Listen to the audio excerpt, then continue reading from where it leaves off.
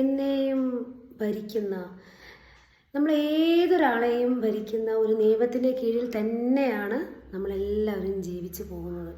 ആ നിയമത്തിൽ നിന്ന് വ്യതിചലിക്കാൻ നമുക്ക് സാധിക്കുകയില്ല. കാരണം അത് പ്രപഞ്ച നിയമമായതുകൊണ്ട്. അതെ, ആകർഷണ നിയമം.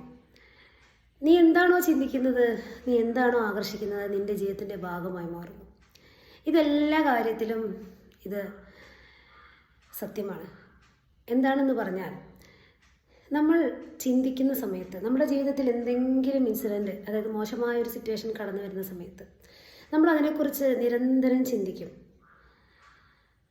ആ സാഹചര്യം ആ സമയത്ത് മാത്രമേ നടന്നിട്ടുണ്ടാവുള്ളൂ. ചിലപ്പോൾ കേട്ടതായിരിക്കാം, അത് ആ സമയത്ത് മാത്രമേ കേട്ടിട്ടുണ്ടാവുള്ളൂ. പക്ഷേ വീണ്ടും നമ്മളത് ചിന്തിക്കുന്നു, വീണ്ടും ചിന്തിക്കുന്നു. ചിന്തിച്ച് അതിന് സമാനമായ സാഹചര്യങ്ങൾ നമ്മൾ പോലും അറിയാതെ നമ്മൾ വീണ്ടും വീണ്ടും അട്രാക്റ്റ് ചെയ്തുകൊണ്ടിരിക്കുകയാണ്. അതുകൊണ്ടാണ് പറയുന്നത്, നിങ്ങളുടെ ജീവിതത്തിൽ നിങ്ങൾക്ക് വേദനാജനകമായ എന്തെങ്കിലും സിറ്റുവേഷനിലൂടെ നിങ്ങൾ കടന്നു പോകുന്നുണ്ടെങ്കിൽ അതിനെക്കുറിച്ച് ഒരുപാട് നേരം ചിന്തിക്കാതിരിക്കുക. എന്തുകൊണ്ട് അവനങ്ങനെ പറഞ്ഞു, അല്ലെങ്കിൽ അവനെങ്ങനെ പെരുമാറി, അല്ലെങ്കിൽ സാഹചര്യം ഇങ്ങനെയായി, എനിക്കിങ്ങനെ സംഭവിച്ചു, എനിക്ക് നഷ്ടം വന്നു. ഇങ്ങനെ നിങ്ങൾ ഇല്ലായ്മയെക്കുറിച്ചും വേദനകളെക്കുറിച്ചും മാത്രമാണ് ചിന്തിക്കുന്നതെങ്കിൽ നിങ്ങൾ ഒരു കാര്യം ഓർക്കുക, ഇതുപോലുള്ള സാഹചര്യങ്ങൾ വീണ്ടും നിങ്ങൾ അട്രാക്റ്റ് ചെയ്തുകൊണ്ടിരിക്കുകയാണ്. അതുകൊണ്ട് നിങ്ങൾ കോൺഷ്യസ് ആയിരിക്കുക, ബോധപൂർവം ഈ ചിന്തകളെ നിങ്ങൾ മാറ്റുക, അവിടെ പോസിറ്റീവ് കാര്യങ്ങൾ മനസ്സിലേക്ക് നിറയ്ക്കുക. അപ്പോഴെന്താ സംഭവിക്കുക, അതവിടെ ബ്രേക്കാവും, ആ സമാനമായ സാഹചര്യം ഒഴിവാവും. അതുകൊണ്ട് ബോധമുള്ളവരായിരിക്കുക.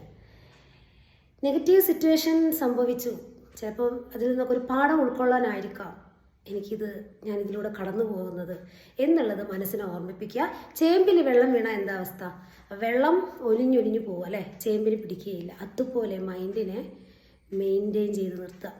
ബോധപൂർവം ഞാൻ പോസിറ്റീവായി ചിന്തിക്കും. ആ സമയത്ത് നല്ല കാര്യങ്ങളെ മനസ്സിലേക്ക് കടത്തിവിടാൻ ബോധപൂർവ്വം ശ്രമിച്ചു കൊള്ളുക. നല്ലൊരു അടിപൊളി സോങ്ങൊക്കെ കേട്ട് വൈബ്രേഷൻ ലെവൽ ഹൈ ആക്കി കൊണ്ടുവരുമ്പോൾ ആ ചിന്തകൾ താനെ ഇല്ലാതാവും. അത് സാധിക്കണം നമുക്ക്, എങ്കിൽ മാത്രമേ നമ്മളുടെ ചിന്തകളെ നമുക്ക് ബ്രേക്ക് ചെയ്യാൻ പറ്റൂ. നെഗറ്റീവ് ചിന്തകൾ വന്ന് നിറയുന്ന സമയത്ത് നമുക്കതിന് ബ്രേക്ക് ചെയ്യാൻ സാധിക്കില്ല. വീണ്ടും വീണ്ടും നമ്മൾ അട്രാക്റ്റ് ചെയ്തുകൊണ്ടിരിക്കുകയാണ് ചെയ്യുന്നത്.